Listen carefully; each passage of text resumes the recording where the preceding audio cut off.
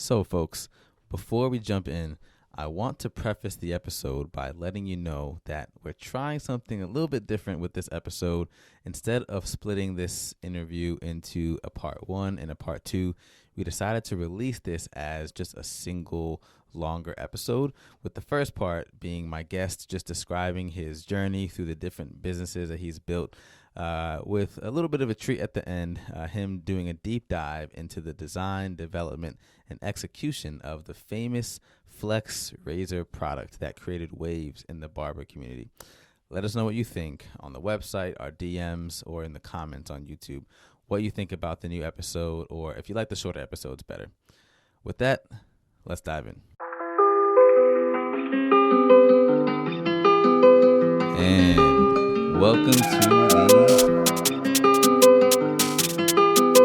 the Contagious Thoughts Podcast. And with me,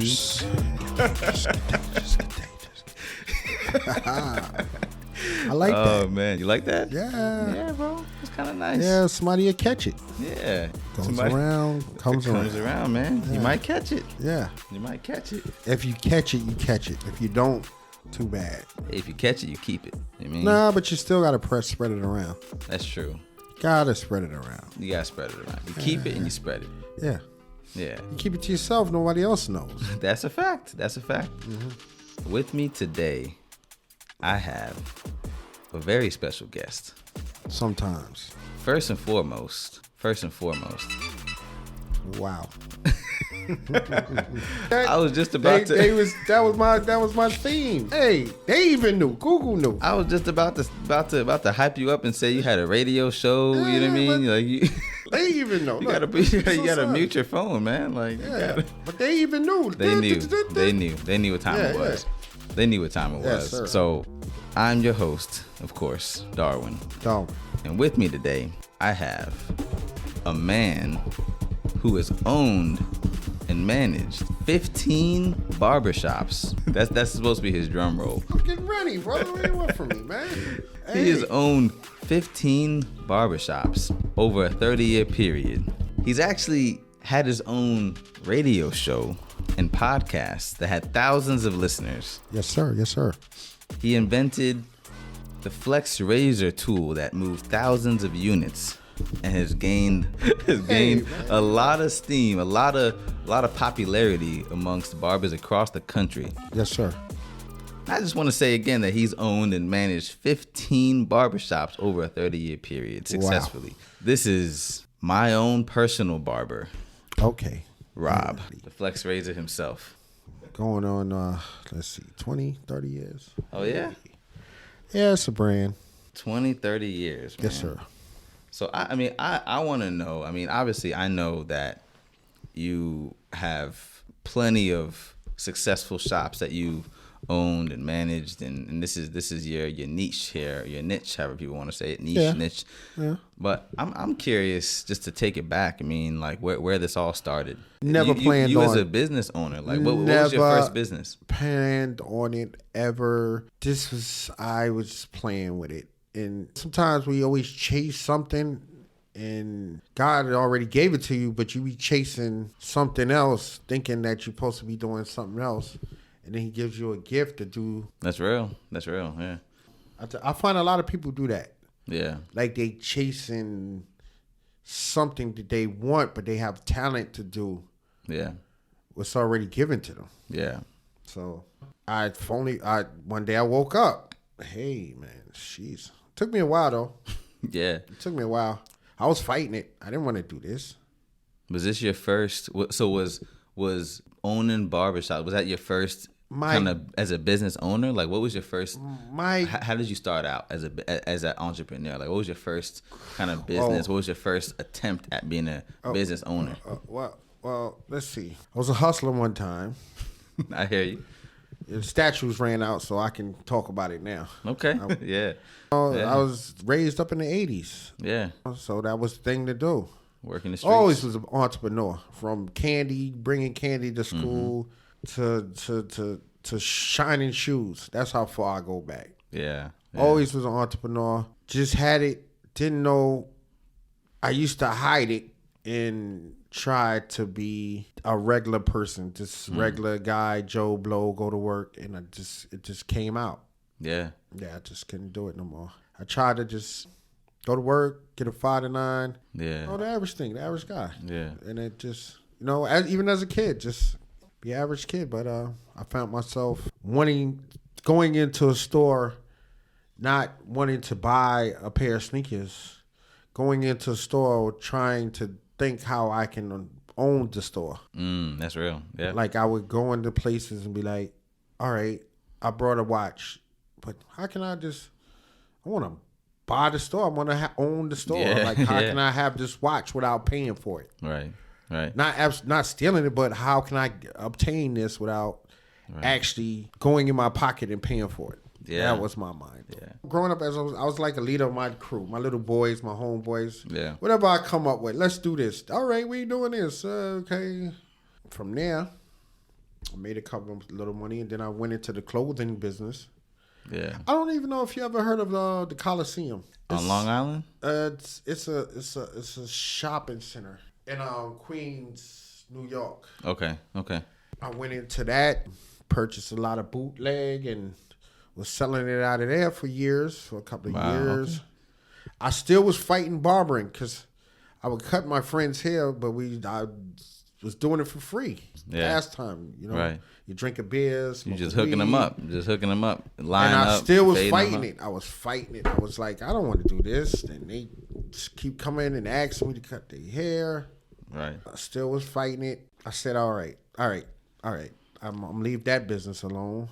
Clothing business is a very hard business because of style. Styles just changing. Like you have to be financially able to change with the styles. Like this week is Gucci, next week is Fendi. So you have a lot of clothing that people's not wearing now. So now it's dead stock. Right. So I found it to be. I made some money. I dressed good. I bet. Very well. Yeah. So you would go buy the clothes at a discount. Purchase the clothes. Yes. And you would buy it in bulk. Like you would buy it like. Yeah. You would buy Adidas sweatsuits at bulk. And in bulk, they'll be in for a month. And next thing you buy 200-300. Nobody's wearing Adidas no more. Everybody's wearing Nike. So you would sometimes be stuck with inventory that you couldn't move because nobody was buying it. I was too young to get the contracts. Like you know, I learned older how it works. Right. Like they wasn't letting too many young black people get into selling their merchandise back in the 80s. You just had to purchase it wholesale. Yeah. Hot, whatever way you could get it. Try to, you know what I mean? Yeah. However you can get it. Yeah. And try to make something out of it. Yeah. So from that, like, tell me the story of how you went from just hustling, doing whatever you could do to make $1 to owning a barbershop, owning your first barbershop. Jeez. All right, let me start. All right, so you figure the clothing business. We'll jump from there. And my friends just kept hounding me. Can you cut my hair? My mother, you can't have these people keep knocking on our door like all night. You got to get there, go get the corner barbershop. And I went down about, I think his name was Mr. Clyde or Bill Clyde. And pretty old guy. And I went there, rode my bike there, and started working for him. At his shop, he owned a shop, and you were working. The old school barbers didn't have no respect for young school barbers. Interesting. Like if you was young and you cut hair back in 80s, 90s, the older barbers didn't like you. Why was that? They felt threatened? I guess. Like, interesting. You a kid. You don't know. Okay. You know what I mean? It was that you have to have seniority to really. Yeah. Now you come in the shop, you can start working. Right. Back then you had to take out the garbage. Like prove yourself. You got to earn your stripes, like before earn your spot. Before you can even get in the cut here. Before you can even get like a chair. Yeah. Wow. So I did that for about a month. I went down, worked for this guy. This guy sent me to the store and pick up his cleaners and taking advantage, man. He's taking advantage. So I worked for him for about a month. Yeah. And then one day he sent me to the store to get a slice of pizza. Funny story. And I was done with this. I said I can go home and cut hair. I can just go anywhere, my other friend's house and cut hair. And he sent me to the store to get a pizza. and I took the cheese lift the cheese off the pizza and put all the hot green red peppers. Oh, like jalapenos all or the like peppers habanero. What? underneath his cheese. So I bring it back. It's hot, steaming. He's sitting in a chair and he's drinking his soda and he's got his cigar and he jumped and he bit into it. And that was my last day. So did you do that knowing that it was like? Yeah, I did that because he just took advantage of me. I would never do that to a young kid that have some type of ambition or a skill. Right. To send them to my cleaners and get my cleaners and wash my car and pick up my niece and this guy, he did me dirty. And I said, I'm gonna get this guy. I'm gonna burn up his mouth. Kick me out. Oh man. So now I'm cutting out one of my friend's house. His mother told me I gotta go because it's too much. I mean, people was knocking, hanging out, drinking and smoking weed. Yeah. You know, that was a big thing back then. Now weed is nothing but. That was bad. Right. You're doing drugs. Right. You're doing drugs. Right. You can't have these drugs in my house. Right. I did what I had to do. Like I cut, I hustled, I do whatever I had to do. I think I had about maybe $25,000 to $30,000 saved. I opened my own shop. Wow. Maybe 17 years old. Wow. So you had that saved up. You had $20,000-$30,000 saved back up then, at 17. That was easy. You had a lot of money in the streets. So I saved my money. I found the building. And the guy, he did me pretty good. I think he was Trinidadian. He owned the cleaners in the back, and he had a little barber shop on 148th and Jamaica in Hillside Avenue. I don't think the building was ever used. Oh, wow. And he was like, yo, I'm going to give you this. He overcharged me. I didn't know. I was young. And I took my money, overspent. I didn't know what I was doing. And then you had to find barbers, right? To get in there. I mean, the barbering business back then was like you was like a drug dealer. How so? The income you would make. I see. No overhead. It's just labor. You're buying labor. Yeah.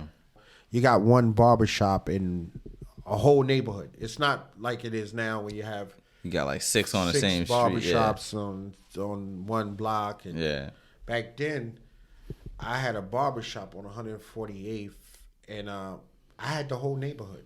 Wow. The nearest one was probably a good 7 miles. Wow. So now, you picture a guy, 17 years old, barbershop, a whole neighborhood, surrounded within 5 miles to 6 miles, maybe 10 miles within where you at. So you have the whole neighborhood. Right. You're making money. Wow. Yeah. I mean, Jesus.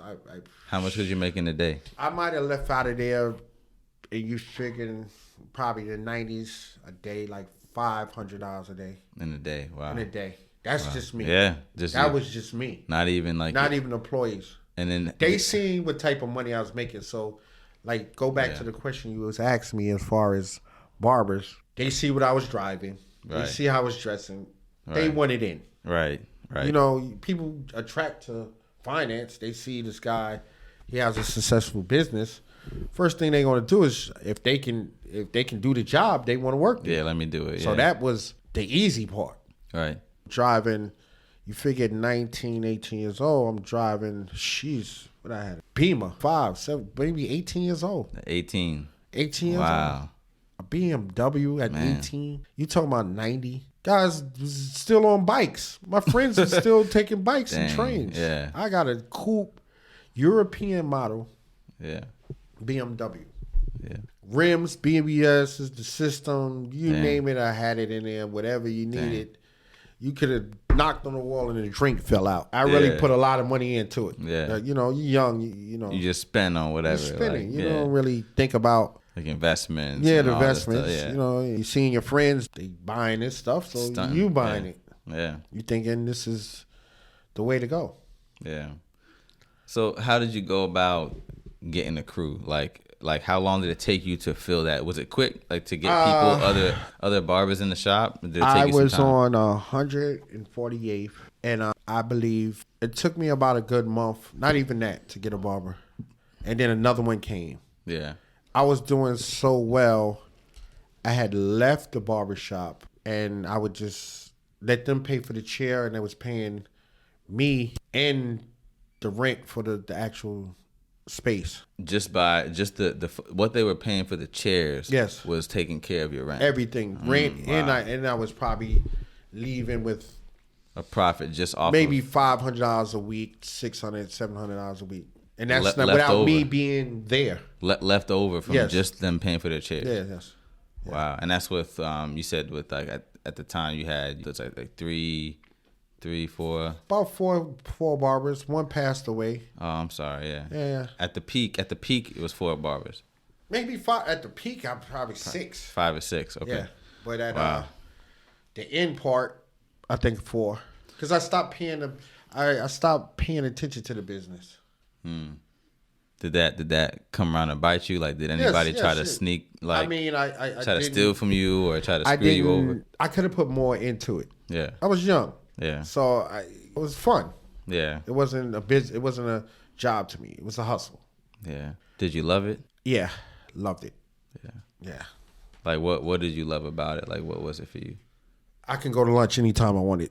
You had the freedom. Yes. Freedom. I could go to lunch at 2:15, 6:16, 6:17. I could return, 7:30. Yeah, whenever. Yeah. And my head was big. I was young. Yeah. I mean, I didn't have much guidance. Like my dad, he was a hard worker. So my dad, I think I might have got the entrepreneur spirit from him, because he owned a business. He worked for sanitation. That was a state job in New York. Yeah. Owned a restaurant and drove cab. Wow, okay. Yeah, so he didn't really have that much time. Yeah.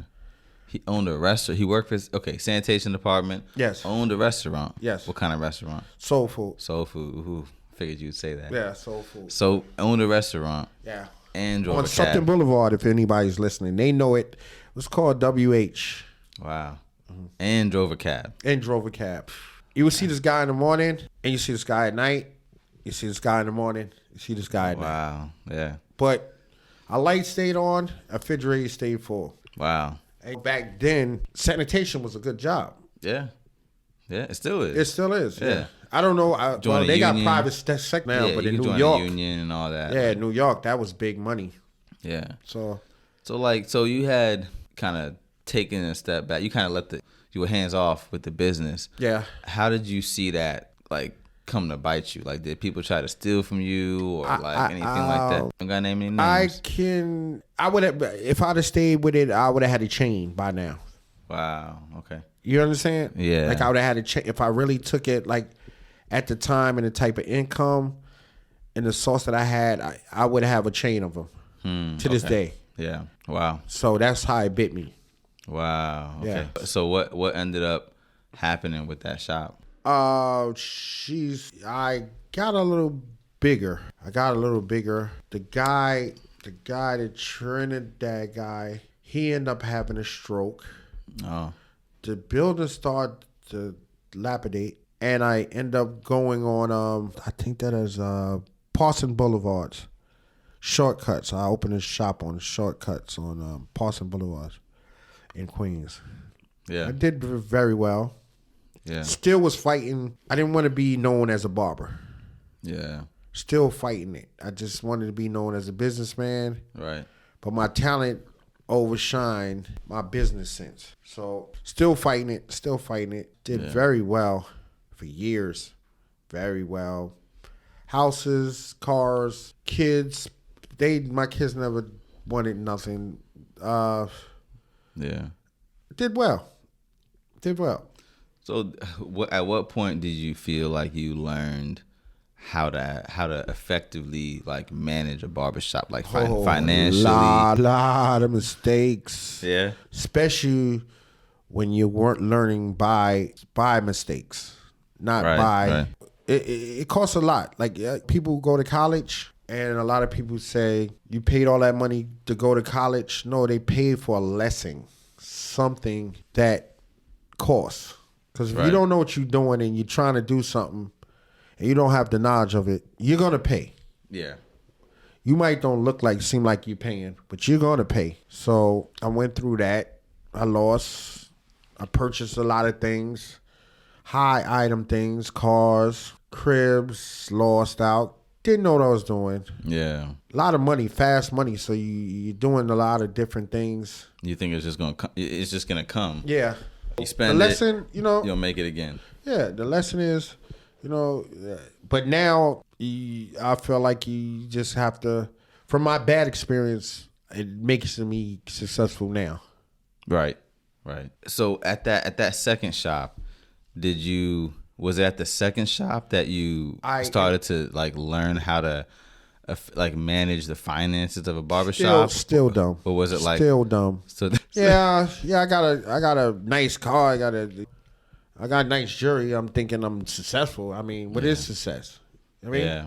Right. Yeah. You know what I mean? Question. Like, I felt like the biggest thing I lost out on was my kids growing up. You were always they was financially well. Dad did the same thing my dad did to me.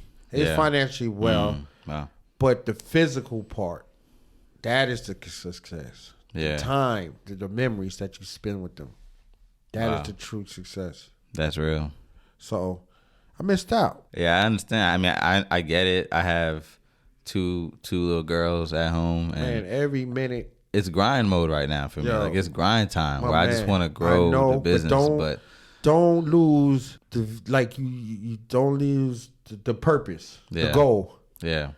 You watching the vision. You got the vision. You going towards where you want to go, but don't lose the goal. Yeah. You know what I mean? Because you can. It's easily. The lights is on. The kids is happy. Christmas is this, and the mortgage paid, and the car note is paid. Sometimes you lose vision when it comes to your kids. Like time.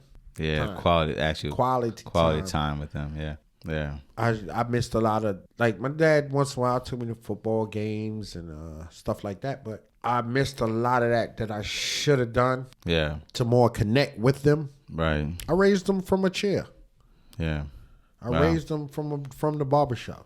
They came there. Their mother wanted this. Here you go. Y'all want to go here? All right, here you go. Hey, take them. Here you go. Your aunt want to take you here. Here's the money for y'all to go. Here's the clothes. Just eat, get whatever you want. So I raised them from the barbershop. Yeah. Wow. It's a lot of it's time consuming.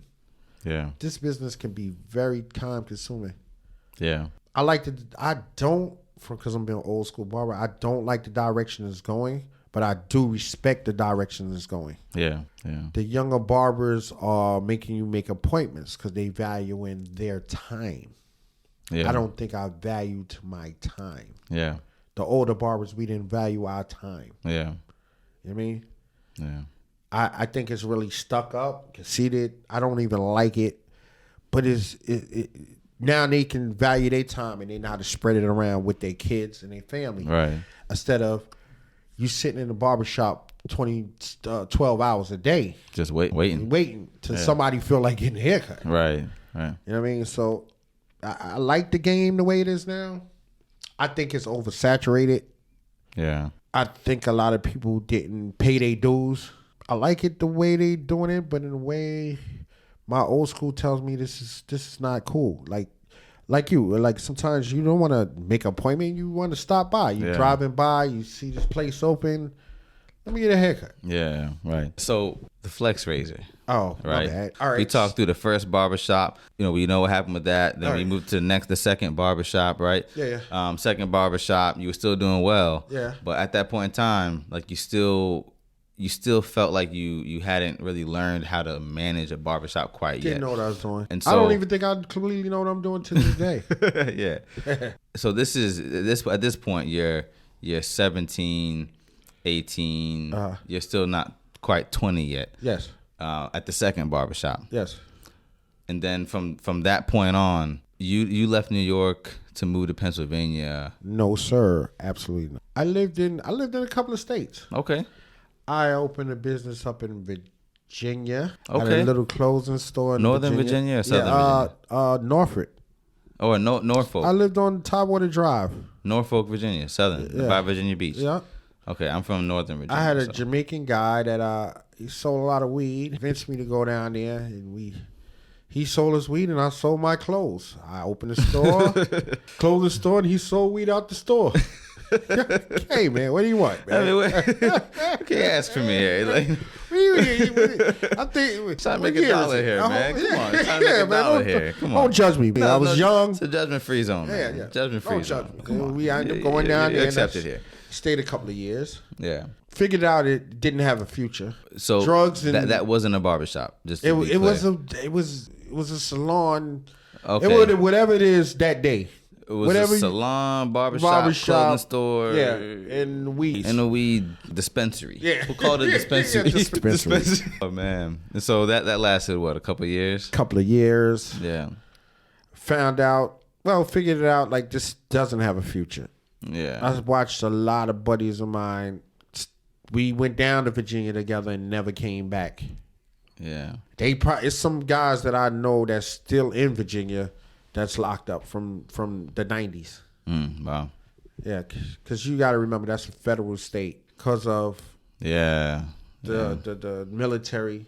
Yeah, so it's not, they crimes is not state, it's federal. Yeah. So it is what it is. So from Virginia, what was next after Virginia? Went back to New York. Back to New York. Go back to New York. Gotta go back to New York. What do you mean? I can't leave New York, man. So you moved back to New York, and so when you left to go to Virginia, your barbershops were closed at that point in time? Or you had them still running? Yes. Still running? Yes. And you had people you trusted? Yeah, that the were same running? guys, same knuckleheads. Same crew from the first barbershop? Yeah, same knuckleheads. Knuckleheads. They my mans. I love them. Knucklehead. You knuckleheads, brother. These guys, man. And so I come there. So let me give you an instance, please. Yeah, please. Saturday day. Yeah. Saturday. Hottest day of the barbershop. Best day of the barbershop. Probably the week before Thanksgiving. Everybody wants to fuck. These guys. I leave them down. I'm going back and forth. I'm staying in Virginia. I come down. I sneak down one night. Just jump in my car. I stay in a hotel. And I think about the shop, pick up the money. They didn't know I was coming because I usually come a certain time. I'll call them. Right. I come there Saturday, 12 o'clock. These guys is in the back of the shop. Lights off. Girls in the back smoking weed. Oh, man. Horrible business partners. Horrible practice. These guys is partying. They got strippers. I'm like, yo, what's happening? These aren't the same guys that you're with now, right? No, absolutely not. These guys is going and got kids. I'm sorry, I shouldn't have told y'all a story. Yeah, we didn't drop any names. Oh yeah, that's true. We didn't drop any names. Nobody knows. Absolutely, and I mean knuckleheads. We was all knuckleheads, so don't take it personal. Yeah. So you moved back to New York. Moved back to New York. Did you then open up another shop? Like at that point in time, how many shops did you have? A store up in Virginia with clothing. You still had the store. You didn't close the store in Virginia when you left. Virginia. So you kept the store in Virginia. Yes, and it was like the guy was still selling. The guy was still dispensing weed. Yes, dispensing. yes, sir. Let's get it right. Yeah. I mean, come on. And then I had the clothing I was selling out of the Coliseum. All this is going on at one time. So Coliseum, barbershop in New York, and then clothing store in Virginia. Yes. Then you come back to New York, and how long were you there for before you then left to go back to Virginia? You went back to Virginia after that? Yeah, I went back. I love Virginia. What made you go back? Have you ever been to Virginia? I'm from Virginia, bro. Oh, I love Virginia. I'm from Virginia, but I'm from Northern Virginia though. You know that used to be my retirement state. It's a good state. Yo, I promise you, since I was a kid, I always wanted to live in Virginia. So you just went back because you loved it, or was it like something else bringing you back there? And the college, and you know, I ain't go one day to college, but I hung out with the college kids, college girls. You know I'm not gonna ask any other questions about that. Right. You know what I mean? It's Virginia. Yeah. You know Virginia at this prime? Yeah. I don't even know if it's like that now. Is it? Is it still fun in Virginia? Then y'all had the Freaknik and I mean Virginia is Virginia Beach, and I was more Northern Virginia, but I enjoyed it. It's still I popping. love Virginia. Yeah, that's one of my states. I just can't get along with their law. I see. They just too much with the traffic. Like they pull you that. Yeah, they really hard on that speeding. Oh my God! Well, especially Southern Virginia. Southern Virginia is crazy with that. But that's Northern Virginia is not as bad. I guarantee I must have racked up It's bad down there. $2,600 worth of moving violations. It's bad. And they don't give you $100. They give you $700 tickets for going 30 miles over. $700. And they make the court date on your birthday. Yeah. To ensure that you won't show up. Especially if you live out of state. It's messed up, man. They would make you come to court instead of paying the ticket. They'd make you up. drive all the way. That's one of the reasons why I don't like Virginia. Yeah, it's tough. But I have a buddy down there now, Todd. What's up, brother? So in this time, did you, between back and forth, New York, Virginia, now you're probably what, like early mid-20s. Yeah. Did you open up any other shops or business? You kept the 3. Yes, the 3 businesses going on. And then what happened with those 3? Did those 3? It took care of my lifestyle.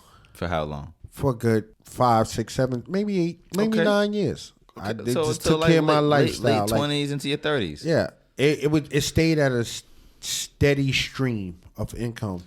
It never fluctuated. It just stayed at a certain level, and I felt like I was not. You ever come to that point where you feel like, I've been going through that lately. Like you're not growing. You just feel complacent. Like you're just like stuck. Yeah. I've been going through that lately. So how do you, like, when you?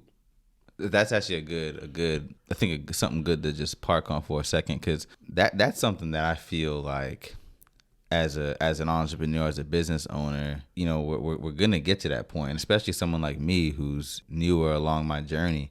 If you could just kind of speak to that a little bit, as far as how do you handle that? How do you deal with that as an entrepreneur, as a business owner? How does that impact how you manage your businesses? Does it impact you in a way where you start making decisions that aren't the best decisions? Yes. Or how do you go deal into with that? different stages of your life, and if you're not strong enough, you won't be able to pull back. What do you mean? In what way? If you're not surrounded around the right people, you will fall into a lot of negative energies. If you can understand that. Yeah. Hanging out, drugs, because you have a lot of freedom. Yeah. Drinking, getting into things that you wouldn't normally get into. Yeah. So you must surround yourself around positive people or positive energy. Because it's so, in a quick second as an entrepreneur, you can always get into, be around someone with negative energy and they'll lead you into failure. Yeah. I mean, so when you hit that point, when you were feeling like, okay, the money's coming in, it's steady, but man, I'm not growing. I'm feeling like I'm stuck. Like I want to grow. I want to do the next thing, the next big thing. Like, what was that? How did you deal with that? What was the next move for you, or how did you respond to that? Reinvent yourself. Reinvent yourself. How'd you? That's why I go through different changes. Like I've been into different businesses. Yeah. I love to have my mind, like I love to take something and watch it grow or make it grow. Because I have been in predicaments where people have told me, that's not going to work. And I turned it all the way around. Some people get off on certain things. Yeah. That's one of my things. That's one of your things. Yeah. That's like Michael Jordan. So at that time, you come back to New York, you had these 3 businesses, you're into your 30s. Like, what did you do next? Like, what happened next? I lingered around, partied like a Jesus. I gave a lot of money. Strippers and alcohol. How long did that last? Like, about another 2-3 years. 2-3 years. Yeah. So now you're like in the your mid 30s. Yeah, now. I'm 36. I gotta leave New York. I can't do this. You gotta get out of there. I gotta go. Change your circle. I gotta go. These guys, these are my mans. I love them. We going to jail. We going to jail. Yeah. Somebody's going to die. Something's going to. This is not going to turn out. It's not sustainable. This is not going to be a good. Yeah. You know what I mean? So I took on another challenge. I sold everything.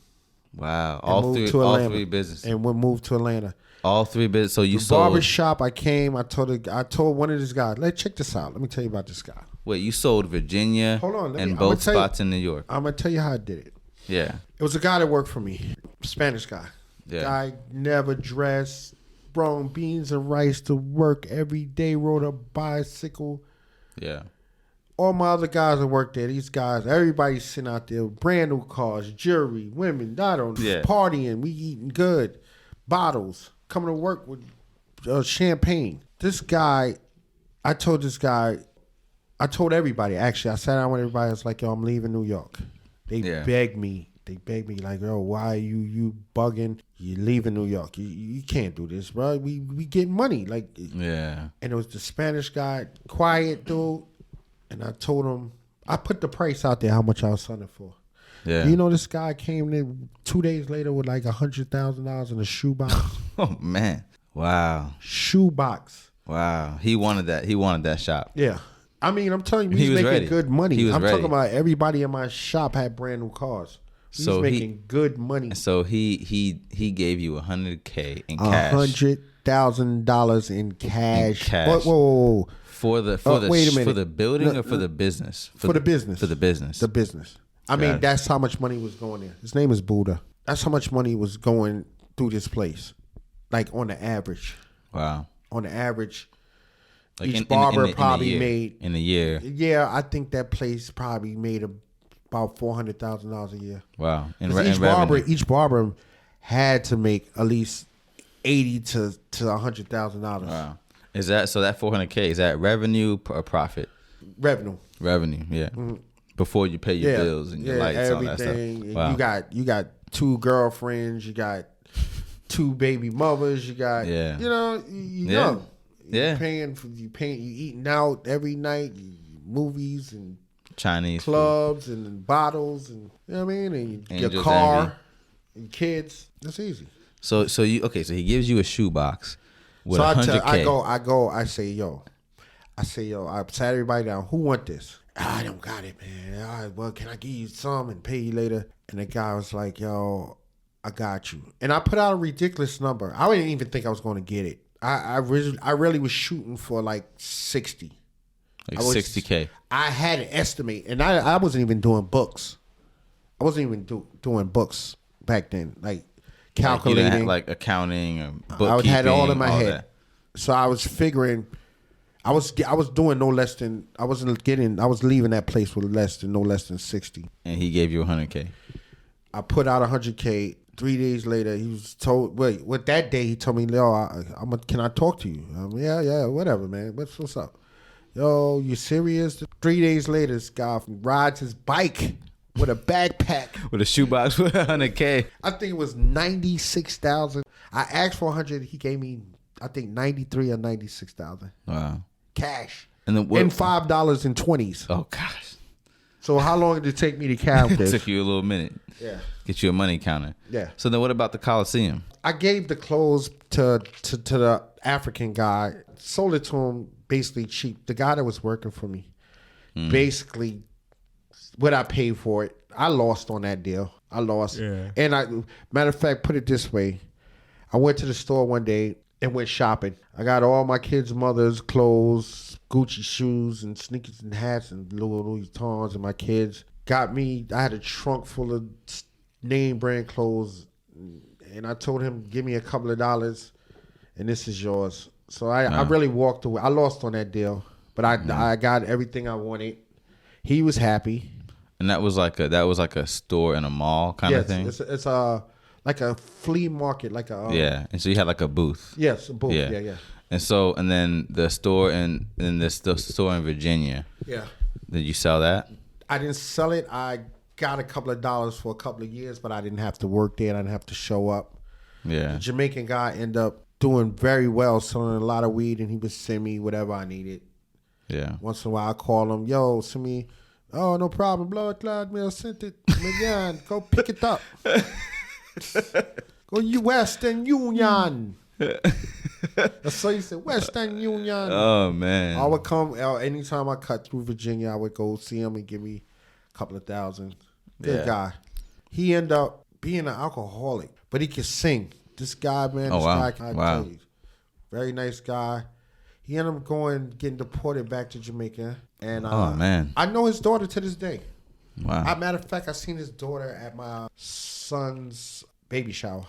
Wow. Yeah, I know his daughters. I knew this guy's real good guy. I think he should have did his daughter a little better, but whatever. Who am I to judge? So you moved to Atlanta. Yeah.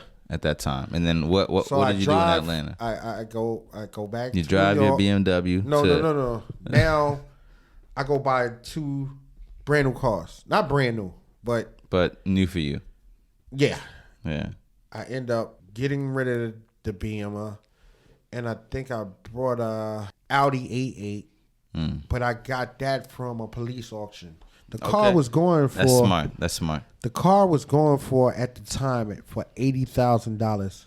I brought it for $10,000. There you go. On an auction on Van Wyck Avenue. Man, at a police auction. Police auctions are the way to go. Yeah. Yeah. Oh, I couldn't even afford that car. Yeah. Yo, bro, the car broke. The tranny went on the car. It was $10,000. And you paid talking about the $10,000? 90s, Yeah. 2000, early 2000, man. Yeah. No, I left the car there. I told the guy, yo, give me a couple of dollars to keep the car. Wow. Yeah. I only paid 10 for it. I think he gave me 8. Man. I drove it much as I could, and I fix it. Wow.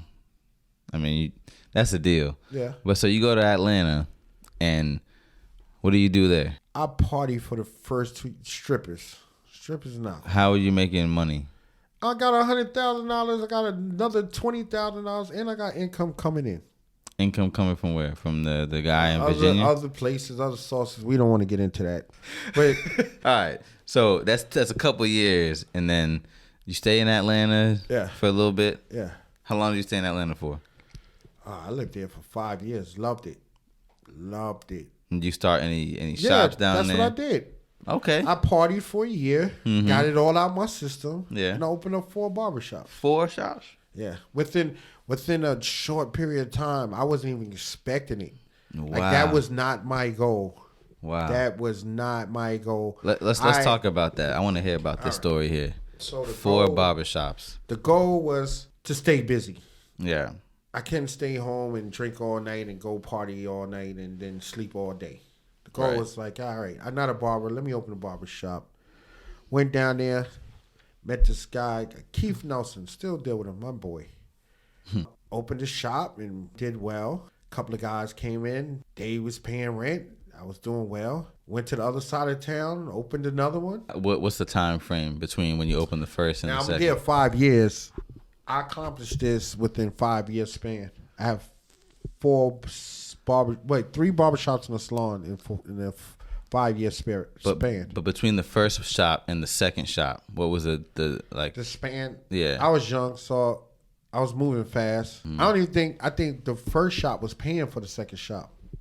But it was in the same year that you opened up that second one? About a year and a half, maybe a year. So a year and a half between the first shop and the second shop. Yeah. Okay, so you open up the second shop. Is it the same size as the first one? It's better. It's better, so it's I bigger. improved. Now I know how to move around Atlanta, and I know where to get what I need to do to make it look the way that I need it to look. Yeah, you have connections. You have a network. Yeah. Now I know who to talk to. I can get this off of that back of that truck for half. Right. And so at this point in time, are you finally starting to understand like the bookkeeping, the accounting, kind of find it behind barbershops? Now I'm at the mode of, wait a minute, I have something here. What are you doing? Now I got into saving money. Because before, it was just make it today, I'll make it back tomorrow. Yeah. Spend it and just make it back. Yeah, make it back. Yeah. And so what is the, like, if you could give a piece of wisdom to folks who are trying to do the same thing, as far as the accounting and the finance portion specifically, like, what did you learn that was a game changer for you? This is not a business. If you cannot save money, this is not the business for you. If you cannot control your spending, you should not be into this type of business, because it's a cash business every day. Yeah. If you're the type person that can't say a dollar burns your pocket, you're just going to spin circles, go around circles. You're going to work harder to make more money, to spend more money. Yeah. And that's the best advice I could tell someone. And so what was the game changer for you on the finance and accounting side of things, as far as like running, like managing a shop? I realized I was the boss. You weren't their friend. Nah, you were the boss. I had to really realize, like, I'm the man. I didn't even know. I thought I was just making money. So what was the type of things that you changed once you realized that you were the boss? Start saving and putting my money away for better, living better, understanding what money is. I helped out a lot of people. I felt like I had a goal, but I didn't know what it was. Oh yeah. Like you got something, God got something planned for you, but you can't. You trying to figure it out, but you don't want to rush it. So I went into a lot of different businesses that failed. Interesting. Like I went into a lot of different situations. We was going to started a cleaning company, didn't work out. Started a truck moving company, didn't work out. Thousands. What else we did? A couple of things. Went into a lot of things that didn't work out. Yeah, it didn't work out. So what, as far as like when you figured out like, oh man, I'm the boss here. Like, what do you feel like changed in like your management style and the way that you approached being like more running responsible? Yeah. Like your kids. So now you're getting older. You're in 30s. So now you're starting to take life more serious. You know what I mean? Yeah. Making different wiser decisions. So it wasn't necessarily like how you managed the guys that were working for you per se. It was more just your personal finances and spending and responsibility. Yeah. Got it. Okay. You know? And so those businesses, like if you could take away lessons from those businesses that you tried and failed, like what did you learn from those? A lot. Jeez, where you want me to start? I mean, wherever you want. I didn't get homeless, but it's been a night that I missed a meal. Oh man, yeah. You know what I mean? Yeah. You missing a meal, but you got a $40,000 car outside. You living in a pre-exclusive neighborhood, but you don't got $1 to go buy some Chinese food. Wow. It's just about managing finance. Yeah. Everything else looks good. You know, sometimes people look at things and they look at people and they be like, oh, this guy's really made it, or this woman, she's really got it. But you really don't know what's going on behind scenes. So it sounds like you're saying that your personal finances really impact your business finances. Like how you go about managing your personal finances is somehow, no matter how you try to stop it, it's going to bleed into your business finances. You can live beyond your means. Yeah. And it's going to impact your businesses. Yeah. Yes, it will impact. Yeah. But like you said, now we can jump up 5 years later. 5 years later after you left Atlanta. I left Atlanta. Where'd you move from Atlanta? I was partying too much. I didn't really. You had 4 shops. Yeah, but I was. And then after the second shop, then what was the time span between then and the third shop? Maybe a year. Another year. Yeah. And then the next year you opened a 4th shop? Yeah. Yeah. And then when you left Atlanta, did you keep those shops? Yeah, but they went downhill.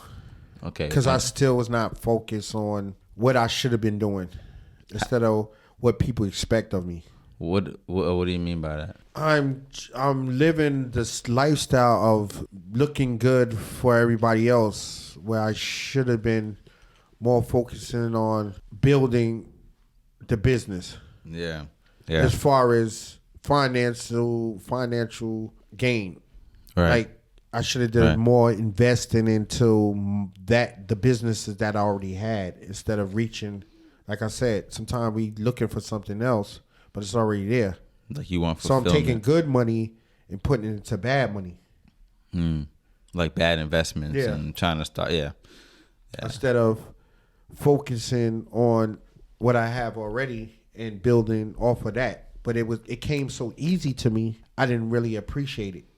Yeah. Wow. So it was a lifestyle. It wasn't a business. It was a lifestyle. Yeah. Of leave when I want, go there when I want, get money, eat, try to get the woman. Until later on, once I left, I really sat down.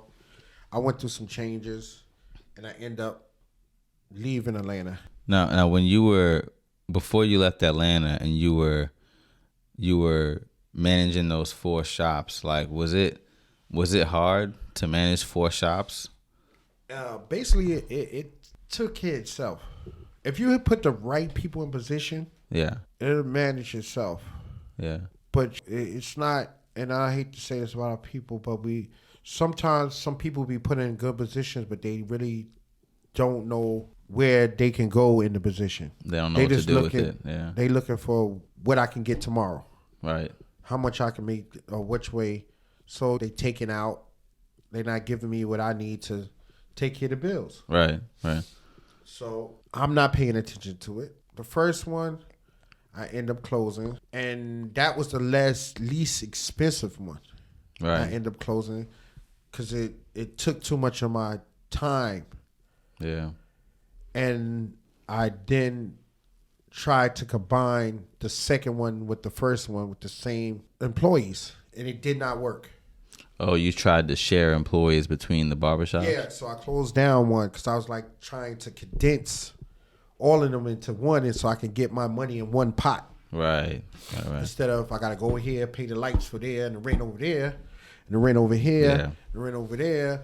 You know what I mean? So I condensed the two, and it did not work. Catastrophe. Why? When I tell you catastrophe, and this is something that I refuse to do, and I just did it recently, and it's caused the way it is set up. Women and men cannot function together in a salon and barbershop in one room. Oh, yeah. They would have to be in a separate room. Separation. It has to be.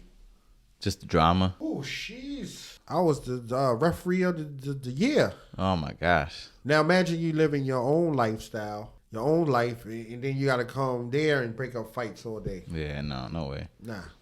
I'll pass. Yeah, that was very stressful time. Wow. Yeah. So it kind of imploded on itself. Yeah. Because of just drama and Too personalities and all that. Clashing, the girlfriend and her boyfriend and working in boyfriend working in the same shop. The boyfriend, the guy that cut hair, his girlfriend said the girl over there looking. Oh, I could tell you some stories, man. Ooh, I bet you can. I should write a book. Matter of fact, I'm gonna think about that. Bit a memoir about stories and stuff that happened in the shop. Man, you should. Yeah. You should. You should write a whole show on that. It was one time. Memoirs of the barbershop. Yeah. Quick story. Quick. It was a guy that come there once a week. Went to one of my barbers. Once a week, every week. Faithful guy comes there with his girlfriend every single week. Tip the guy. They hang out, give each other fives, drink a 40, smoke a joint outside, and he leaves. The barber guy decides to mess with the guy's wife or girlfriend. So one day he's in the shop, he's bragging. Yo, you know, I'm messing with this girl. And the guy friend was in the shop, never said a word. Oh, man. Never said a word. 5 hours later, the guy comes back with a gun and run us all out the barbershop. Oh, man. Yeah. Comes, kick the door open, gun. The guy that was in there, or the guy? All right. So the barber, the guy whose girl he was. Yeah. Got it. Yeah. So you never, I tell people all the time, and I always tell my players, watch what you say in the barbershop because you don't know who's related or who's connected. So I try to keep down a lot of potential potential situations so like that. Cannot, like, if you come to my shop, you'll never hear me talking about somebody. I talk about Jay-Z. You know what I mean? But you know, I don't get personal. Like, you know, I know Darwin. Darwin lives at and his girlfriend. Your man might be in there, right? And your uncle might sit there, don't even say nothing, just listen. Right, and then go back and give a report. Yeah, and then next thing, now me and you fell out. Did he shoot anybody in there? They came nearly. Yeah, it got kind of bad. Yeah, but he didn't shoot. He shot at people, but he didn't. He didn't actually hit anybody. Yeah, so I can tell you a lot of more incidents, but no, man, that's like So okay, so you leave Atlanta and you go back to New York? Yeah, I go back to New York. I'm a New Yorker. I mean, you're a New Yorker, so I'm a New Yorker. So then you're in New York for how long? I go to New York. I stay there a year. You start any new businesses while you were there? I'm done. You're done. I just need some rest. And you still, and at that time, you still have what, two or three shops in Atlanta? In Atlanta, and making you some money. Okay. Yeah. You still have how many in Atlanta? You shut down the one. You still have three. Yeah. So now it's two. It's two. Oh, you shut down two of them. No, I shut down. You shut down one of them and condensed. Yeah, to two, and then I had the salon. Right. Okay. You know what I'm saying? Yeah. So I'm putting them all together and then the salon. But some girls don't want to work with girls, so they want to stay in the barbershop. They don't want the drama. Yeah. So then the girls' boyfriends want the drama with the barbers, and then the barbers' girlfriends want the drama with the salon with the females. Man, It's messy. I don't know if they still like that anymore, but back then, it's messy. Yeah, bro. So then after that year in New Black York, Ink. no, Put Black Ink. Put that on steroids. Black Ink with the girls. I just don't do really tattoos, and the guys working there. I just don't watch TV like that. Oh, it's really messy. So New York, you leave. So after that year in New York, I go to New York. Then you leave. After you leave, no business to start there. And then what do you do after that? You leave New York. I leave New York. Me and my girlfriend, my baby's mother, we break up. I go back to New York. She falls off because we break up. She ends up with a guy, and they get homeless. And I bring my kids back to New York while she stays out there. And I don't even. Sometimes I question myself how I got here. But my sister to Pennsylvania. Yes. So I go back to New York. I stay in with my sister. I got my kids with me. Me, my sister, and my kids, and her kids. We got a house in Long Island. I think it's somewhere in Long Island. Nice, beautiful neighborhood. My sister decides to open a salon. In New York? No, Pennsylvania. Oh, in Pennsylvania, Lehigh Valley. Don't ask me how she got here. Don't ask me who took her here. A lot of New Yorkers come to Lehigh Valley. She comes up with the grand idea. Let's open a shop together in Pennsylvania. I got the money. You got the brains. Let's go. And that's how I ended up here. So you open up a shop. You open up a shop with your sister. Yes. She has a salon. You have a barbershop. Yeah. But you have it separated. No, she's controlling the salon. So it's one thing. She's controlling the salon. All right. If you have a salon and barbershop and you have a female that manage the females and then the males manage the males. Right. Instead of the male managing both of them. Right. That's where it gets... You understand? It works because once the females is managing them, it works better that way. The females is going to be with the females. All her complaints is going to her. Right. And then all the guys going to come to me. Right. And then you can work it out. Right. You know. Right. Yeah, that makes sense. Yeah. Like Congress. So that, yeah. So that was your first shop in Pennsylvania. Yeah. And then from up on Wyandotte. I don't know if you're familiar with it. Across from McDonald's, right over here. Okay, right over here. First one. So then what happened with that shop? Like, how did that? It was her grand idea, and I put up the finance. I signed a 5-year lease with some Russians. Okay. Because there's a lot of Russians here. People don't even know that. Okay. They would not let me out the lease. Why did you want to get out the lease? Like, was it going downhill? It was her idea. She was supposed to take care of everything. I had the money to take care of it. I didn't have the time to take care of it. Oh, so you didn't want to manage it? No. I wanted to come in, pay. This your shop. This our shop. I'll get the barbers. Just do your part. So then, were you planning on managing the barbers? Yes. So you just wanted to manage the barbers? Yeah. And that's it? Yeah. And then live my life. And live your life. And then she expected you to do more? Yeah. Like she expected you to... She once we got here, she stayed a month and did not like Pennsylvania and told me she quit and she's not with it. Oh, so you're stuck in the lease. Now, my name, her name was not strong enough to get the lease. So your name is stuck on the lease. So I'm stuck on the lease. You have a salon and a barbershop Yes. that now you're trying to manage. Yes. Because you're stuck in the lease. But thank you to Pennsylvania, because if I never came here, I would have never discovered FlexRazor. I think that's one of the greatest accomplishments that I've done in my life. Well, let's talk about it, man. So at what point in the story does FlexRazor come about? I mean, I guess first... Bought them in Pennsylvania. First, why don't you just kind of explain to the listeners like what FlexRazor is? What is this FlexRazor product? You guys should Google it, actually. A flexible razor holder, something that has been brought to the barber business that hasn't changed in 500 years. You have the straight razor, you have the clipper, and you have a scissor. Main tools of it hasn't changed. It could change names, it could change motors, it could change style, but it's still a scissor. Products, same products, 100 years. Change names, put a different name on it, but it's still the same product. Right. End up creating this product, a flexible razor. Well, you basically have a razor blade, and you put this rubber holder Yes. over it, Yes, and then now you can bend the razor, and so barbers can then use that to get into different kind of angles and corners, and so it makes it's a very efficient. Yes. And just kind of makes for an easy, sharp cut. But when you're doing your lineup or you're cleaning it, you're going around different angles, and you can bend it, and you can kind of get the C. We call this a C cup. Yes. You can get designs, all that. Yeah. Beautiful. Google it, guys. Google it. Greatest thing I've invented in the barber game to me, and I'm not saying that because I made it. It's inventive. Yeah. I won the product. Innovative product from Barber Brothers. Got a trophy from them.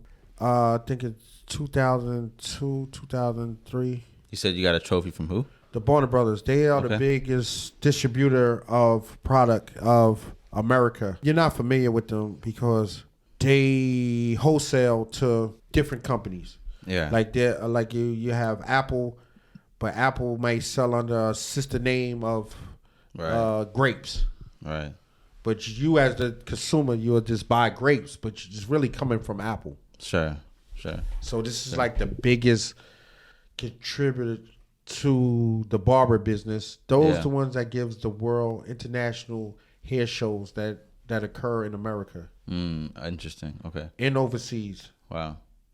So when it comes to distribution and products, it don't get no larger. Like they are the people to go to. And you got a trophy from them. Yeah. And did they want to distribute your product? They did. They did. I went my way. I could have went a different way. I wanted to do it all myself. I didn't want no finance from. I was offered just about $700,000 to walk away from the product. Really? Yeah, and I turned it down. Yeah. Yeah. So okay. Tell me about how, like, what's the inception of this product? Like, how it came about. What was it like creating this? Where did it come from? All that. Bought them in Pennsylvania. When you say you bought them in Pennsylvania, no, bored them. Oh, bored them. You were bored. Oh my God, was I? How long I've been? 12 years. Was what? This 41 to. I still was partying. I wanted to go out. I wanted to party. Time to sit around, man. I always was into creating things. I was the kid that took the radio apart and tried to put it back and never put it back together. But tried. I've been there. But tried. Been there. I was that kid. Yeah. So I always was a kid that, like I said, it takes you back to the beginning of our discussion. The kid that go in the store and try to figure out how to buy the store. Right. Yeah. Like, all right, I'm in the barber game. What can I bring to the barber game? How can I take over the barber game? How can I change the game? Yeah. So brings you right back to the creatures of habit. So my thing was, what can I bring to this? I've been in this business 30 years, 20 years. What am I doing? I'm just cutting here. I'm just going to be a regular guy. Just keep cutting here. Nothing. I don't have nothing to contribute to this. Yeah. Yeah. Whether I can make another shea butter. Right. Whether I can make another razor. I can call China and they make this. Like, you go into the barber business is basically the same thing. Most of the products, everything you see is from China. Like, I could call up and say, all right, I got a new clipper. Coming out. All I got to do is take a regular clipper and put my name on it. Right. Same clipper, same motor, same engine, same cord. So I didn't want to go that route. Yeah. So I was sitting down and I was playing because I used to take the razor without the handle. Yeah. And do little designs, and it's for detailing. It's not. Yeah. This razor is not invented to replace the straight edge. Right. It's for detailing. Right. So you can get your car washed, and I always tell people this, or you can get your car detailed. Right. It's not the same thing. It's not. You're paying a little more, but you're paying for what you. Yeah. So I was playing with it, and I felt like it was unprofessional because I would bend the razor in my fingers. Yeah. So I wanted to make it more professional looking, plus sanitizing, because sweat from my fingers. If I cut my fingers and then shave you with a razor with my hand, right? You don't know if I have AIDS. Nothing against AIDS. Right. I have family members, so I'm not saying nothing personal against AIDS. Yeah. Or whatever disease. Right. Whatever it is. Yeah. And it's more comfortable. Yes. It's easier to bend it when you have a little rubber. It's more professional. If I came to you and you sat in my shop and I came at you with a razor in my hand, you'd be like, "Hey, buddy, hey, my man, what's going on here?" But if I had a rubber piece on it, you'd be like, oh, that's a tool. Okay, I see Right. what's going on here. Right. So I sat down and I played with it and I went back and forth and I took rubber and silicone and I tried to perfect it and I couldn't figure out how to get this done. Like how to practically Get make it done. what, I had the vision. how to perfect the actual product. Yeah, I had the vision. I couldn't explain it. I drew it, but as if anything that never been seen before, it's hard to describe. Hard to, yeah. I cannot describe a shining light without you ever seeing a shining light. Right. How right. does a shining light work? Right. You know what I'm saying? If I try to explain, you'd be like, what? What are you talking about? Your back hurt. So I had the vision. Well, me and this guy are not even talking to this day, and I really regret it. The Spanish guy, Manolo. He works for Lego now. This is someone who's a partner of yours or something? He was. I didn't consider him a partner. I took him for granted. I didn't give him what he should have got. I wouldn't say a partner because it was my idea and my money. But what did he want to bring to the table? He drew the plans that was in my head. Ah, I see. So I don't know how much that's worth. Sure. But he was like, hey, I helped bring this to life. Yeah. Like, he Got was it. good with measurements. He works for Lego now as one of the representatives for Lego. Yeah. Yeah. So Good guy. he helped bring it to life, Yeah, and 'cause he I wanted to be a partner Yeah. in the process. But you Yeah. said, no, this is my idea, kind of thing. My idea, and I'm financing it. Right. And So- he took that. I'm sure he didn't take that well. He didn't take it well. And now that I look back on things, I regret. You know, he's not even talking to me this day. Yeah. I love him. I do. Yeah. I mean, if something was to happen to him today, and I would take whatever way to finance to bury him or whatever way I could, I would. Yeah. He don't know that though, Yeah. but I have a heart for him. Yeah. So I explained to him what I wanted. He drew it out. Math magician. Yeah. Very bright kid. Very, very bright. Very, very, very bright. I don't know nothing about stencils and military. Well, from the streets, man. Right. Clothes and cut hair. Right. This guy comes with his pencil. Right. He got the ruler and the circle ruler and the stats and I'm telling him what I want. And this guy drew it out, made measurements. I told him how big I wanted. We took a piece of rubber. I cut it out. And how it's supposed to use. Right. This guy took this thing and drew it out, but I still didn't know how to manufacture it. So you Still didn't know how to make it. So you had to figure out what materials to use, and Yes. you're sending drawings to China and asking who can. No, you can't do it like that, brother. Don't. I mean, some people do make the process like that. Like they find a manufacturer in China, they But send their you drawings. gotta have something that China's seen before. Sure. You can't send nothing to China that they never done, because they're not gonna know what to do.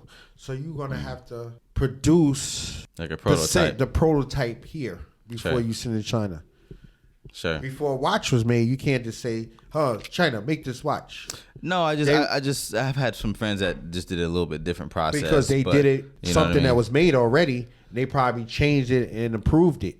It just depends on, I guess, what supply. We don't gotta get into the weeds, but I feel what you're saying. I follow what you're saying. Yeah. I'm gonna hear what you're saying. Tell No, me. I'm just saying that depends on like what supplier you're using and kind of. I mean, China is, how many billion people there? How many different manufacturers are there? But you mean as far as electronics building? What would like? No, just like if you have a product that you're trying to develop and trying to have produced, you have an idea of what material you're looking Yes. to use, and you find a manufacturer who what they need is that manufactures something similar. So if it's a metal, whether it's a metal manufacturer or a fabric manufacturer Yes, sir. or whatever it is, and you send them the drawings, see if it's Yeah, something of they're course, able to of course, produce. of course. I'm just saying that there's I'm talking about a different process though, but we're not here to talk about that. We're here to talk about your process. All right. You know what I mean? So you did a prototype. So- you had the prototype here. So and then, I traveled here, California, to get someone to, and I couldn't figure out who I would get to actually do the prototype. yeah, Like that's where I got stuck. yeah, Like, okay, so see, this is funny. So it was a dollar store on Wyandotte, Yeah. Chinese guy gave my plans, sent them down there, couldn't explain it to them because they didn't know what to do. Like as far as your situation, they knew what to do. They seen it before or something. They was similar to it. But he so just they didn't know. He didn't know they what to couldn't do. understand Right. what am I making. Right. Right. I end up brainstorming. I don't know what came to me that day, and I came up with a jeweler. Interesting. Who can make this a jeweler? Because they deal with a lot of that rubber. I don't know if I watch TV. I don't know what made me think of a jeweler. And I seeked out a jeweler. Yeah. In Philly. I didn't even go to New York. Yeah. Downtown Philly. I had the jeweler make the prototype. Yeah. He charged me, I think he charged me $500 to $700 to make the prototype. Because he had to get the tools or whatever and melt it. But the actual piece, the material is under 30 cents. Wow. But I had to have it cut precise with it has the to be measurements. yeah. And he was explaining like he had to go in and back in and do it again. So it's not, I'm paying $100 and they just make it. Right. Because you got to It's a whole process. The size of the razor fitting in there. How does the razor fit in there? How far it goes down. It has to be precise. So I think he charged me $700, maybe $1,000 altogether. Because I think I went in the first time. He charged me 3 or 4, and then he's like, "Yo, it's not." He gave it to me. I told him this is not it because the razor was sticking out too far. Yeah. It wasn't bending enough, so he had to change materials. He had to retool again. Interesting. So I ended up paying, I think, maybe $1,000 to get it, the prototype. It's made out of silicone. It wasn't even the right material, but it did what I wanted it to do. Yeah. So you have the prototype now. I have the prototype. And so then what? I'm crazy now. I'm happy. you're like we're about to go to straight to the top. We're about to the goal of my life. I'm a millionaire. Right. I got this. And your friend is not involved at this point, right? He's involved. He's involved, but he's not. He already did what he had to do. He gave me the measurements, and so I was like, I really don't need him because I have the prototype and I have the money to finance this situation. Right. So I felt like once he did his job, he fell back from it. He didn't believe. Like he didn't believe it was gonna go big. Like he didn't. You know what I'm saying? Like he didn't see the vision. His vision. Like he just did it, bang, and then he didn't help me no more. Okay. Like, you know what I'm saying? I was like, you know what I'm saying? He wouldn't volunteer to do nothing else or whatever. What were you looking for from him? Because I had to search. It took me 6 months to search. Oh, to find someone to actually manufacture it. You talking about I'm calling China, different time zone. You talking about speech, language barriers. So he wasn't like I had a team player. Like he wasn't trying to like. But I felt like that. Yeah. And so okay, so you get the prototype. You're now you're looking for somebody. You're calling China. You're trying to find someone to manufacture it for cheap. I got what 150 page worth of phone numbers. And what, this is 2000s or 90s? 2001, 2001. five. Okay. I think I came out in 10. Okay. 6 or 7. Yeah, because it took me a year just to get. So the FlexRazor came out in 2010. Yeah. 2010. Okay. And so it took you. So what was happening in that time frame where you got the prototype and probably like what you said, like 2000 and like 7, 8, 9. So 7, 8, 9, and then didn't come out to 2010. So it took a couple of years, and all that time you're looking for manufacturers. I'm looking for manufacturers. I'm looking for money to finance this. I'm still living my lifestyle. I got to pay rent. I got bills. I got shop going on. I got kids. I'm still raising kids. You know what I'm saying? And you had the one shop at the time in Pennsylvania, right? The same shop that you and your sister started. Yeah. Got it. And so at that point, you're looking for a manufacturer. So once you found someone who could potentially manufacture it, did you have them send you like kind of another prototype to prove that they could make what you were hoping for, or did you just kind of trust it? If I told you what I did, you wouldn't even believe it. Nah, I want to know. Yeah. I took the prototype. This is when Instagram and 2010. What Instagram MySpace? and it's 2010. Look this up. Look up Instagram and Facebook. Instagram wasn't there in 2010, was it? Was it? Look, Google it. Maybe it was. Whatever year Instagram and Facebook and all that came out. YouTube was rocking, but when Instagram and Facebook came out, what year was that? When they first hit? Because I remember in high school, it was all about MySpace. So Instagram, according to Google, came out October 6, 2010. I told you. There we go. When Instagram came out, I took pictures of the prototype. I got this guy. I paid this guy to take some professional pictures of my product. Mm-hmm. I might have gave him $100. He had a professional camera, went on Instagram, Facebook, posted pictures, and pre-ordered them. Went to a buddy of mine, set up a website, and had them pre-ordered. Didn't have a penny. Didn't have a penny to produce. So you took the pictures of the prototype, yes, posted online, advertised it. Barbers. I wish I had that drive. But you didn't actually have any stock yet. You were just trying to see I had the one. How many orders you can get. I wasn't trying to see. I just felt like I was going to do it. Right. So I had somebody take some professional pictures. I probably had 4,000, 5,000. I didn't have enough to produce them. Period. I end up paying this guy to build a website. Gave him about $200-300. Built the website, just a plain website. Just a picture. Right. Like I used to have a drive, bro. So I wish I could get this mojo back, brother. Call, text, email, every shout out, hashtagged every salon, barbershop from overseas. Wow. My first order was in Australia. Oh, wow. My first order was in Australia. Wow. I don't know. Don't tell me how they got it. The video took off. Wow. The video took off. People were ordering. The video that you made of barbers using they just product. Now recently sent me something from YouTube that I passed the mark. Who do I want my publishing to go to? I made this video in 2010. It just hit the mark where they started giving me a couple of dollars or something. Oh, wow. Okay. Yeah, just recently, like last month, I believe. Yeah, this month, the beginning of the month. I made the video in 2010. Wow. So now got a website. You got a website. You got a promo video out there of barbers using this product. Not even using it because I didn't even fully perfect it. Okay. I knew I had it, but I didn't perfect it. But the video was of showing what it was. Somebody perfected. I paid this guy, the guy I was telling you about, he perfected it. So we make a video of him doing it. I email hashtag every salon from here to China. Yeah.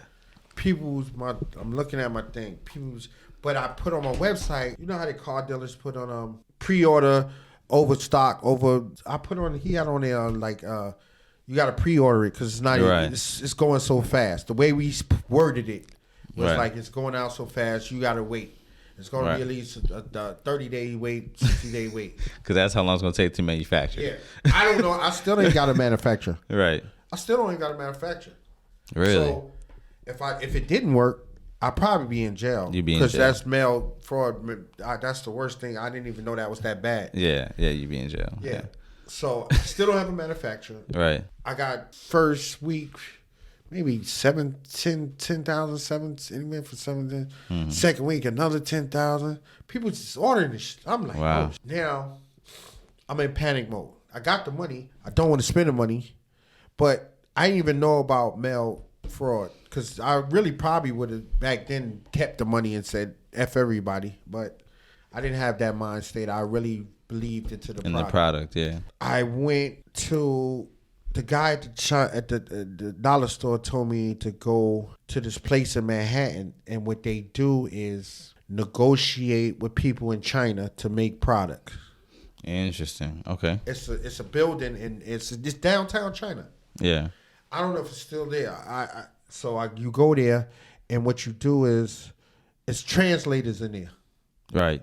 It's a building full of translators, and anything that you want to do in China, they get translated. That's 24 hours.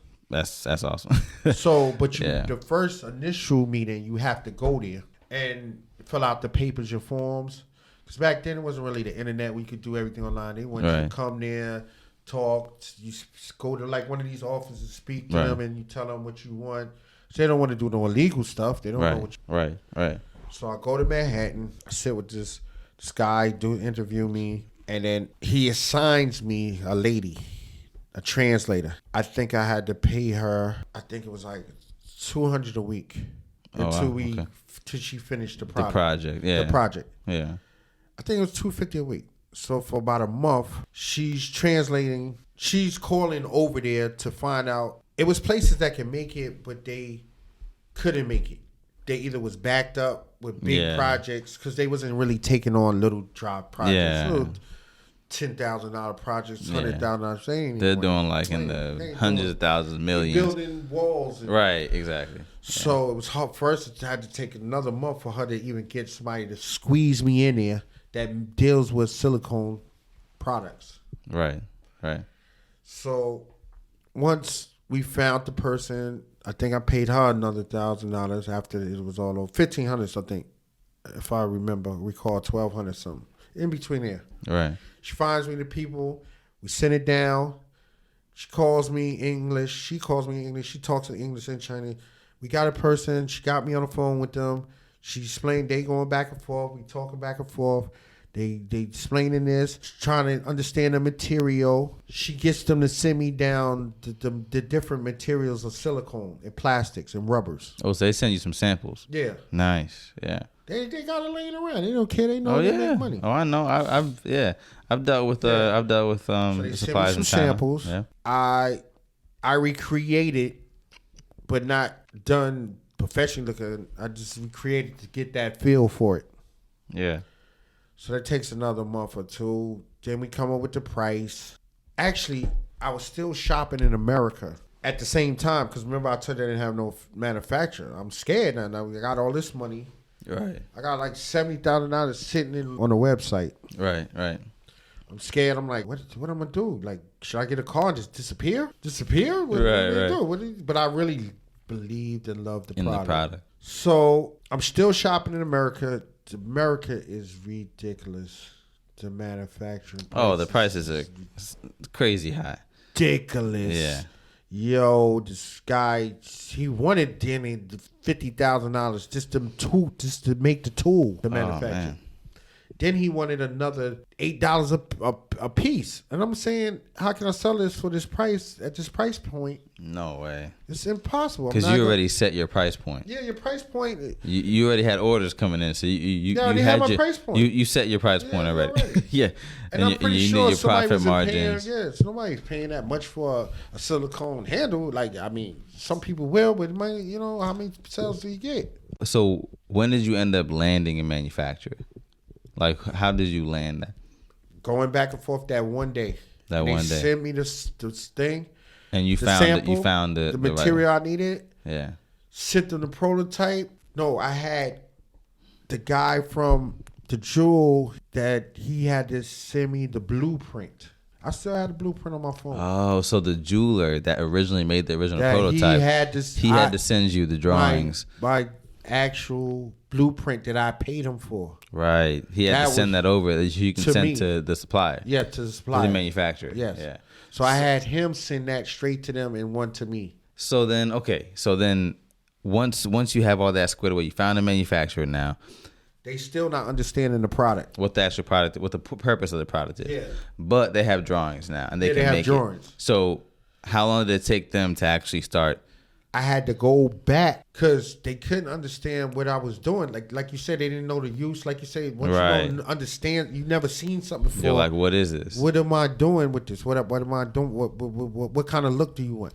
So I had to go back to the jeweler and have him make me about 10 of them.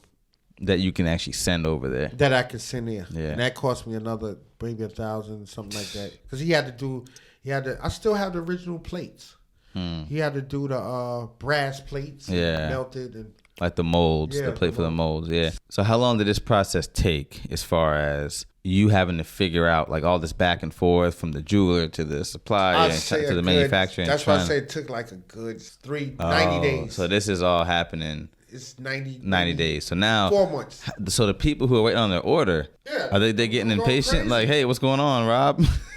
Every day you see me, every day all I did was email all day. I'm like this. Everybody had the same answer. Copy and paste. Yo, we backed up. We're sorry about this. We appreciate y'all business. Yeah. That was my whole life for a whole day. Like, so we're backed up. And then, but they was patient. They work with me. How long did it take for the manufacturing folks to actually start making the product? Oh, they right away. Okay, so they started making the product right away. Are they shipping it to your customers, or are they shipping it to you, and then you're shipping it out? Yes. So how many orders did you have to personally fulfill? I think my first order was 5,000 pieces. Man, so you and I had to pay another $500 a box because China, they ship everything and then it's cheap. Yeah. It's free. Oh yeah. But if you need it tomorrow, you got to pay $500. You're paying an arm and a leg. So I was paying like a passenger. Yeah. Each passenger was $500. So I'm getting 5 boxes at 1,000 pieces in each box. Because I don't know why they couldn't put it all in one box. I don't know. They kept saying something about you have to do it this way. I don't know. Yeah. But I had to get 5 different boxes at $500 a piece to ship it. They came on a plane, go to the airport, pick it up. I'll pay another $200 to go through DHL. Yeah, DHL. So you're actually personally mailing out, shipping this stuff out to each of your customers. Yes. Did you have a team of people to help you with this? I was hiring anybody. I don't care. So it wasn't just you. You had people that you were helping that was helping you. Did you have like It was just overwhelming. Where was your where were you shipping it out of? Like, did you have an office? The barbershop. The barbershop. So the back. I come in the front. I have 6, 7 guys, 5, 6 guys there. I don't even know their names. Drug addicts. I don't know what they was. Some of them was just people off the street. Yeah. Yo, you want a job? I'm gonna give you $50. I need this 1,000 pieces, 500 pieces in the thing. Shipped out, and you have the list. Packaged. You gotta package it and ship it out. I did the shipping because I had I don't know if they still have it with the labels. Yeah. Once you get your order, you get your label and get a printer. Right. And you just like put it on. So once they ordered, I had it sent straight to the printer. Right. So U.S. Mail used to have with the sticker. They still have it, right? Yeah, you can just like stick the label on there. Yeah. And so so now it's been what? It was 3 between from the time that your customers first made their orders to the time when they got it. It was probably like 3-4 months. No, maybe I was about 3 months. Once it came in, I went straight out. So I didn't give it no. I didn't like No, I mean they placed their orders online. Some people like they wasn't all in one day. So you got to remember, some people was 60 days. Like once I put it online, right. Some people was 30 days. Right. So it seemed like it was shorter to each person. To some people than others. Than others. But if it's like the people from the beginning. From the beginning, it's probably 90 days. They literally waited about 90 days. Yeah. But they were so happy because it was a new product. Everybody was hysterical. Like, this is hot. I was like, it was called FlexRazor Wave. It was just, I got this piece, like a new pair of Jordans, like a new product come to, you know what I'm saying? And you moved thousands of units. So so how much revenue did you pull in that first year from the FlexRazor? Maybe 120. Okay, so about maybe 120, 120 grand. And in I revenue. spent 20 in product shipping labels. Got it. I spent about 20 in shipping labels and shipping $3 back then. The packaging. So I spent about $30,000 just in packaging. Just in packaging and shipping, yeah. The shipping.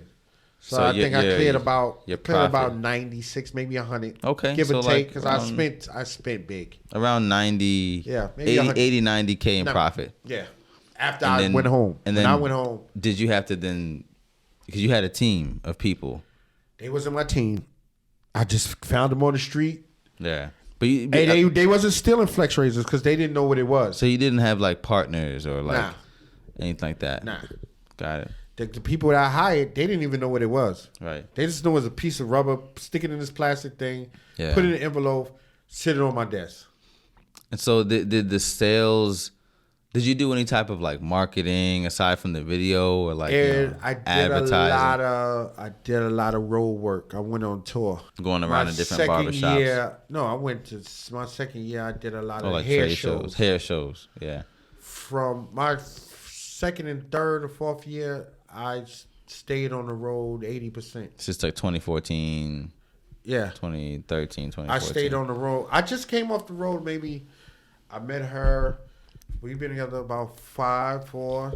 So me and Maria. So I just came off the road about 7 years ago.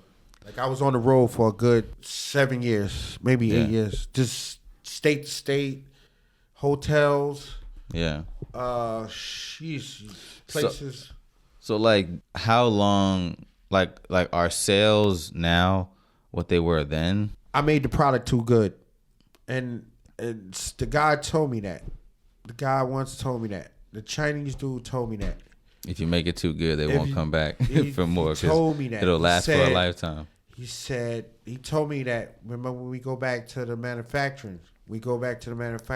I just wanted a good product, and he told me you should just make it and keep the razor in it. So once they use it, they have to throw the thing away.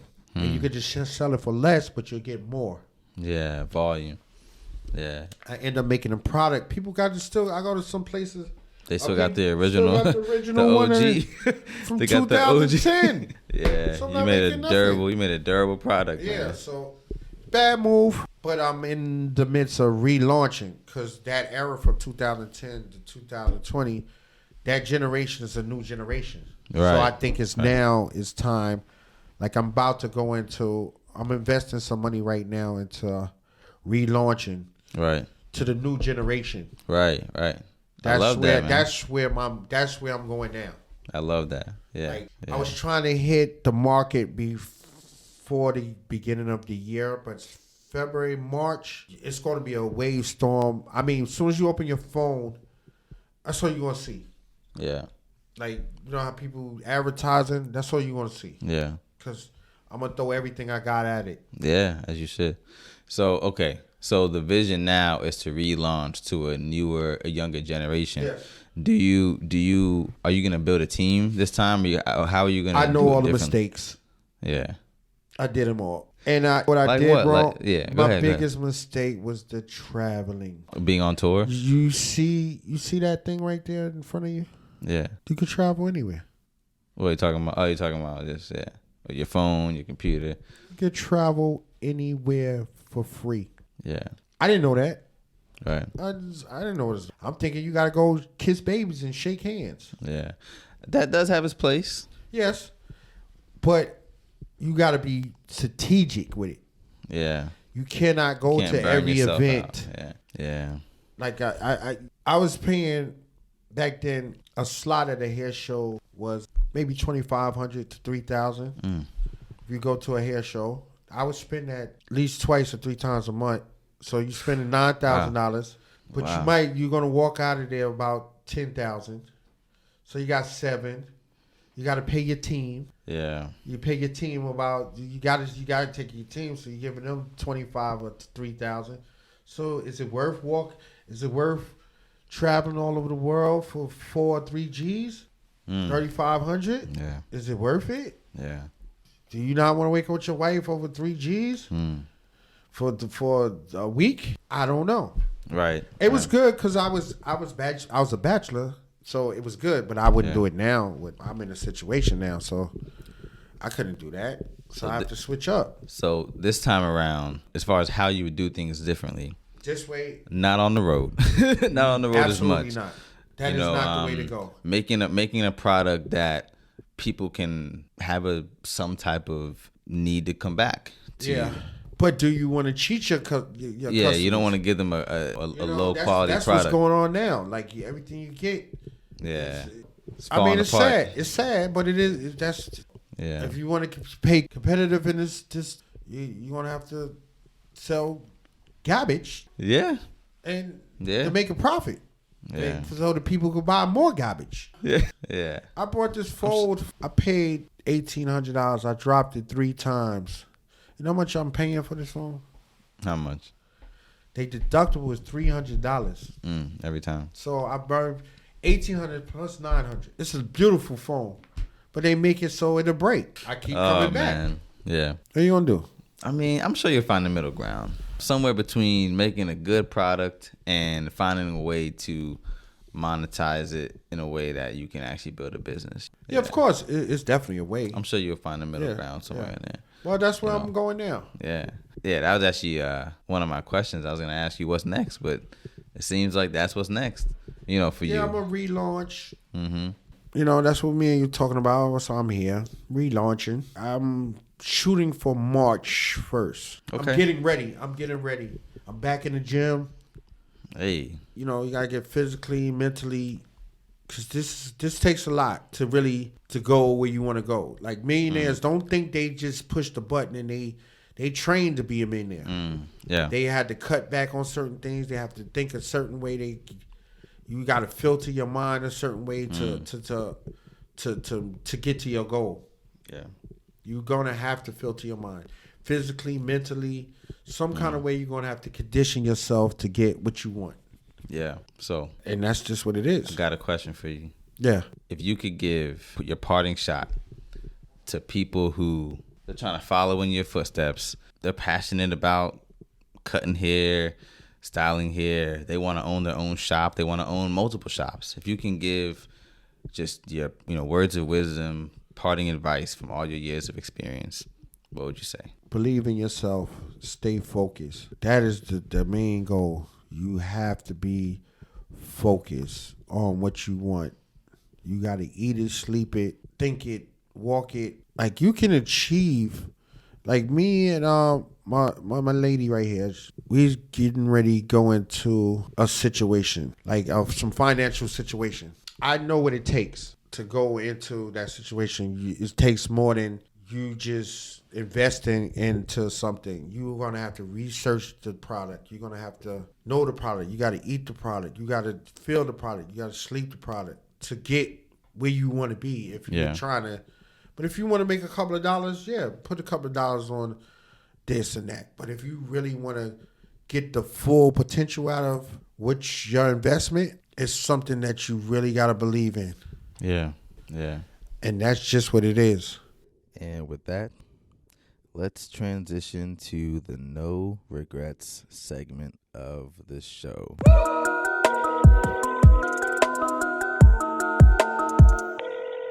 Come on, hey. It's myself. Hey. The no regrets segment of the show is where myself and the guests get to listen to the entire episode and answer the following questions. Number 1, is there anything that you said that you regret saying, even if it's how you said something? And number 2, is there anything you did not say that you wish you did say? And with that, let's dive in. So before we get to the no regrets segment of the show, just a couple of quick reminders. Stay tuned for the next episode where Rob joins me as co-host and we interview a surprise guest. And if you want Rob to come back as co-host on another episode, just let us know and maybe he'll be back by popular demand. This is also your official invitation into the Contagious Collective group. This is a Patreon group that gives you access to behind-the-scenes footage, exclusive content, bloopers, questions that I asked on the podcast that just weren't appropriate to be released on the main platform. And you get access to a Discord community where you can ask questions to people who are either on the same journey as yourself or people who have been there and done that. I'm in there. Plenty of the other guests who've been, on the podcast are also on there. And other people who are just like you on the same journey, like we all are. So all this you get for $5 a month. Check out the FlexRazor on social media. He's on IG as FlexRazor, and then he's also at FlexRazor _hair studio. I will link all this in the show notes, but definitely go through, show him some love, like all his stuff. And then follow us on social media if you're not already doing so. This will give you updates about new releases, upcoming collabs, new merch drops, and even some discounts on merch and whatnot from time to time. So follow us on social media. And with that, let's dive into the no regrets segment of the show. So I did talk to Rob, aka the FlexRazor, and he didn't have anything that he regretted saying in the interview. He actually loved the interview and thought it went really well. But he did want to mention, as far as what he wished he did say that he did not say, he wanted to say that he did raise his kids from the shop, but he's not going to do the same thing with his grandkids, that he feels like he's been given a second chance to be extremely involved in his grandkids' life, even though he wasn't able to be as involved in his kids' life. He also wanted me to let everyone know that people have to realize how valuable time is, and that you can't get it back. It's more valuable than money. He feels like the best thing that happened to the world was the pandemic. He feels like a lot of people left their jobs to start their own businesses, and they got their time back. You know, he felt like having time is so valuable because it allows you to think, to process, just to be in your thoughts and think about what your next move is and to have mental clarity. He mentioned that he never wanted to live close to his job or close to his shops. He always wanted to live at least 30 minutes away so that he can drive and he can think and be in his thoughts and just have this space to get mental clarity and really think about life and think about what his next moves will be. He feels the pressure not only to do well for himself and his own family, but as a shop owner, you also feel the pressure to make the shop, just do well so that the other folks in the shop can also make a living and stay afloat for their families. As far as for myself, I don't think there's anything that I said that I regret saying. But as far as what I wish I did say, I feel like there were moments in the interview where Rob either dropped a gem or he told a part of the story that I could have went deeper into or asked more follow-up questions just to dive deeper into, just to kind of pull out of him more details about the situation. I know it kind of sounds bad, like to pull out of somebody, but I just mean to ask questions, to just dive deeper into what he said, because some of the things he said were really interesting. But the interview was already a longer interview, and we had a lot to cover, so maybe I made the right decision. But that's the only thing that I regret. There's just some questions I wish I would have went a little bit deeper. And with that, I'll catch you guys next time.